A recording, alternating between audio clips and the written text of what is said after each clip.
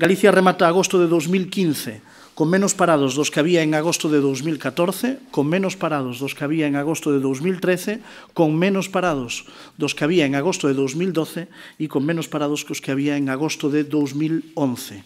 Un dato, dende logo, francamente positivo. Podemos decir que hoxe en Galicia hai 23.000 desempregados menos que hai un ano e que hoxe hai 43.000 desempregados menos que hai 2 anos. Esa é a evolución interanual con respecto a agosto de 2014 e a evolución interanual con respecto a agosto de 2013. Estamos, en consecuencia, ante boas noticias para os galegos, para Galicia, pero nós non queremos caer nin no triunfalismo nin na autocomplacencia, porque, dende logo, queda todavía moitísimo por facer para que a recuperación chegue a todas as familias e a todas as persoas.